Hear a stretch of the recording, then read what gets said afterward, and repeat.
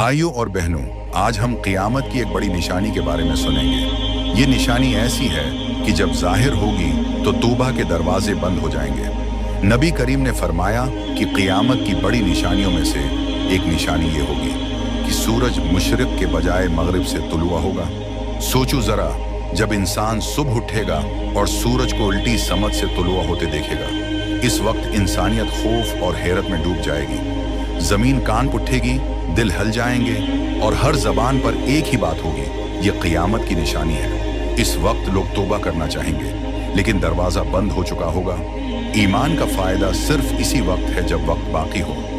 जब सूरज मगरिब से तुलुआ होगा तो ईमान लाने वालों का ईमान कबूल नहीं होगा। अल्लाह ताली ने कुरान में फरमाया, जिस दिन कुछ निशानियां आ जाएंगी उस वक्त ईमान लाना किसी को फ़ायदा न देगा। भाइयों, ये लम्हा क़ियामत की सबसे बड़ी तनबिया होगी। इंसान की सारी समझ, सारी अक्ल सब खत्म हो जाएगी, बस हसरत रह जाएगी। काश हमने वक्त पर अल्लाह को पहचाना होता, काश हमने वक्त पर सच्ची तौबा कर ली होती, लेकिन वो वक्त खत्म हो चुका होगा।